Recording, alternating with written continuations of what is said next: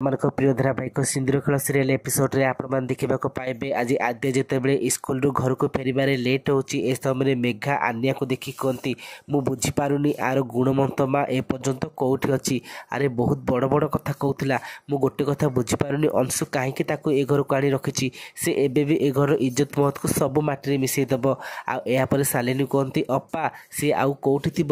ସେ ଆଦ୍ୟା ଏପର୍ଯ୍ୟନ୍ତ ଘରକୁ ଫେରିନି ମାନେ ସେ ନିଶ୍ଚୟ ତା ପୁରୁଣା ପ୍ରେମିକକୁ ହିଁ ଦେଖା କରିବାକୁ ଯାଇଥିବ। ଆରେ ସେ ଆଦ୍ୟା ଗୋଟେ ବାଜେ ଝିଅ। ଆଉ ଏ କଥା ସବୁ ଅନି ଆଉ ଆନ୍ୟା ସାମ୍ନାରେ କହୁଥିବା ଦେଖି ଅଂଶୁ ରାଗିଯିବେ ଆଉ କହିବ ଯେ ଏସବୁ କ'ଣ ହେଉଛି। ସାନମା ତମ ମୁଣ୍ଡ ଠିକ୍ ଅଛି ତ? ଛୋଟ ପିଲାମାନଙ୍କ ଆଗରେ ତମେ ଏସବୁ କଥା କାହିଁକି କହୁଛ? ଗୋଟେ କଥା ଜାଣିଛ ଏ ମଲ୍ଲିକା ଆଜି ଆଦ୍ୟାକୁ ଏତେ କାମ ଦେଇଛନ୍ତି ଯେ ତାଙ୍କ କାମ ଏପର୍ଯ୍ୟନ୍ତ ସରିନି କି ସେ ଘରକୁ ଫେରି ନାହାନ୍ତି। ଆଉ ତମେ କିଛି କଥା ନ ବୁଝି ଏମିତି ପିଲାମାନଙ୍କ ଆଗରେ ଆଦ୍ୟାଙ୍କ ବିଷୟରେ କହୁଛ। ଆଉ ଏମିତି କହି ସେ ପିଲାମାନଙ୍କୁ ଉପରକୁ ପଠାଇଦେବେ ଆଉ କହିବେ ଯେ ଆଦ୍ୟାଙ୍କୁ ମୁଁ ବହୁତ କଷ୍ଟରେ ଏ ଘରକୁ ଆଣିବା ପାଇଁ ରାଜି କରିଛି। ପ୍ଲିଜ୍ ତମେ ଏମିତି କଥା କହି ଆଦ୍ୟାଙ୍କ ମନରେ କଷ୍ଟ ଦିଅନି। ଯଦି ଆଦ୍ୟା ଜାଣିବେ ଏସବୁ ବିଷୟରେ ତାହେଲେ କ'ଣ ହେବ? ସେ ପୁଣି ଥରେ ଏ ଘର ଛାଡ଼ି ଚାଲିଯିବ। ଆଉ ତାପରେ ମୋ ପୁଅ ଅନିର ଅବସ୍ଥା କ'ଣ ହେବ? ମୁଁ ଅନି ପାଇଁ କିଛି ବି ରିସ୍କ ଦେବାକୁ ଚାହୁଁନି।